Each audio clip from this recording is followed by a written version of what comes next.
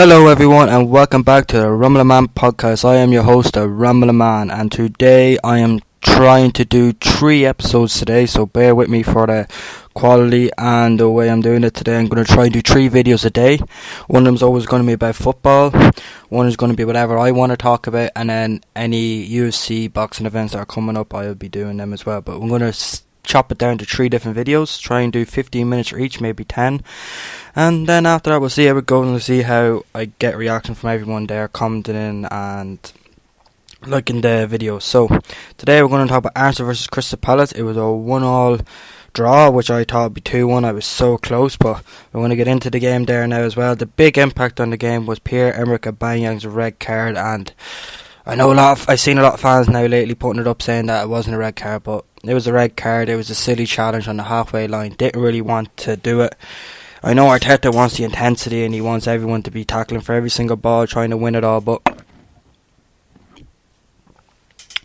it was just an unnecessary challenge he did. And now we have our main man missing for 3 games now. He's going to be out for the next 3 games, and the next game we're coming up against Sheffield United at home, so that's going to be a tough one. But with the Palace game, I think if we kept it to 11 men, I think we could have came up with a win. We were so good in the first half. Crystal Palace weren't really into the game as much. They only broke into the till they got their goal, which was the defection of David Luiz, who has been probably one of our best players lately. But so sad to see that happened to him. And we have a tough game now on the weekend against Sheffield United, who are 6th in the Premier League, which is very, very good. They have 32 points. We are 4 behind, so we need to start winning these games now. These games around us now, we have Wolves, Man United, Sheffield United, Crystal Palace, and now Everton and Southampton now. They're both on the exact same points as us, and we are 11 points behind Chelsea. So it's looking more and more realistic that we're not going to get into the top 4. So I think I would just concentrate on the Europa League, try and win that. We have Olympiacos in the next round. We do quick well against Greece teams, so the only bad thing about them is going away. A lot of teams have Jesus, I'm losing my voice already. They're very hard to go away in Greece. In Greece, the fans are intense. It's a great atmosphere for everyone, and it's in a very intimidating place. But I think we'll get the job done. I think that's where we need to focus on next. And that game is on Saturday, Arsenal versus Sheffield United. We are at home, and my prediction is going to be 2-0. I think Sheffield United are going to come real tough. They're going to defend really well, and I don't know, I just think we can get, even with Aubameyang out, there's so much positivity I have now with Arsenal, now with Arteta in charge. Every game I go into, we think we're going to win now. It's not like with Emery where you don't even know what team he's going to play, what formation he's going to play. He never knew I think Crystal Palace was the first time in a long time, I need to look it up how long it'll be, that we've 2 successful starting 11s playing 2 games in a row. We haven't done it with Emery, I don't think, once. It was so chop and change, 3-4-3 to 5-3-2 to the 4-4-2 diamond. Oh, it's just so many formations he changed. We never had that. Just the same formation over and over. Get the players used to being in that formation, used to the tactics. He was too much about the opposition, about what tactics to use against them, and not using his own strengths in his own team. And that's what Arteta's doing now. He's looking at our team first and goes, okay, let's concentrate on us.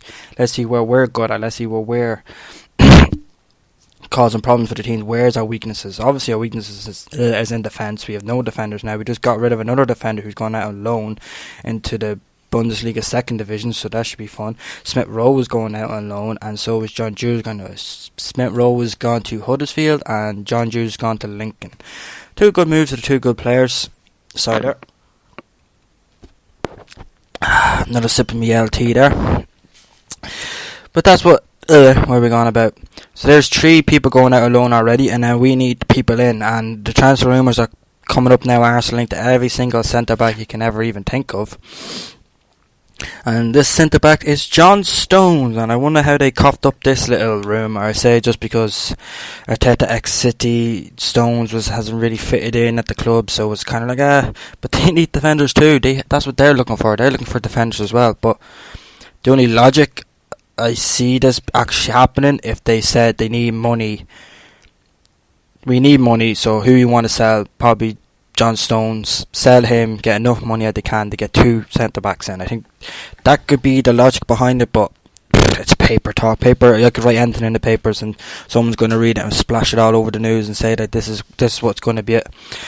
And I'm going to give you a little bit of facts about John Stones. He's played 12 games this season. He's a very injury prone player. Reminds me of Rob Holden a bit, but why is all these centre backs now, Arsenal now, it's just injured all the time? Our whole squad's always injured. And then if John Stones comes back, I think that's just another injury prone. Like 12 games this season, 10 in the Premier League, 1 the Champions League, 1 the FA Cup and 1 the League Cup. I think that was come as a substitute.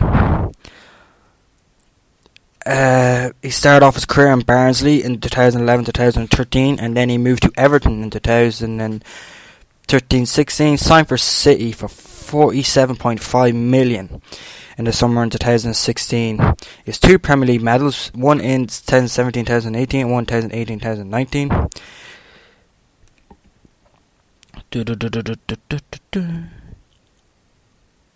Then his tackle success rate is 75%, but like I said, he's injury prone. Why would we want another injury prone player on the team? It just doesn't make any sense. I think any centre back now that's popping up is just a rumour now. Like, that's the thing with papers now, you're not going to know. Every story is just a random story. The only way you're going to know 100% when the team puts it up. And if we get John Stones, I'll be 50-50 on it because of his injury prone list, and he hasn't really done. He's 42 clean sheets as well, so like he hasn't, like, he's won 2 Premier League medals. You're gonna have to give him that, but like he hasn't played that much for City. He hasn't played that many games, and it's just another injury-prone player that I think we do not need at the moment. And we're already trying to get rid of another centre back, and that's Mustafi. Galatasaray were highly involved in that because they got a centre back injured who's his ACL, and now they are missing a centre back for the rest of the season. So. But they want Mustafi on a loan / buy after, but we're just looking for to get rid of him because we signed for 30 million, I think, off Valencia, which is highly back then, and it just hasn't worked out for him. You can get rid of him now for about 5 million, 2 million, anything at this moment in time, because I think every Arsenal player, probably every Arsenal fan is probably just sick of him now being here. I think he's sick of it now as well. Fired his agent, got a new agent in. I was like, look, get me out of here, I want to go play football. I'm going to get back in the German national team. I need to go play somewhere where people are actually going to. I'm actually going to play week in, week out. So Galatasaray should be a great move for Mustafi. He might actually suit him. I think the Premier League was just too quick for him. He made too many mistakes. So many mistakes. He can go back now, but I hope he leaves. I hope he gets what he wants. I hope he gets playing more and gets back where he wants to do in his career. Another player we've been linked with today again is Thomas Lemar. We've been linked with him, what was it, 2-3 seasons ago when Sanchez were about to do the move, sell Sanchez to City. We get Lemar and that was going to be it, but that all fell through and he went to Atletico Madrid the next season.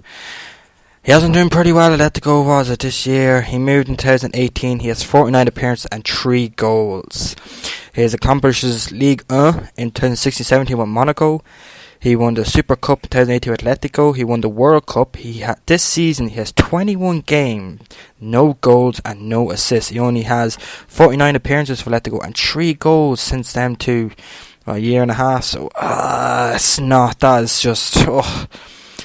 a great record. He's only been there for 2 seasons, which you have to give the player slack for. But the rumour is we're going to do a swap deal with Alexander Lacazette and Thomas Lemar, and I just don't see it. I don't see it really happening. I don't know why we'd sell Alexander Lacazette. Him and Aubameyang are like best friends, and I think that you keep one of them, I think the other one will stay. And the only way I think is linking us with Lemar, if we actually are thinking about selling Lacazette. He hasn't scored that many goals. Maybe he's not the player that Arteta wants.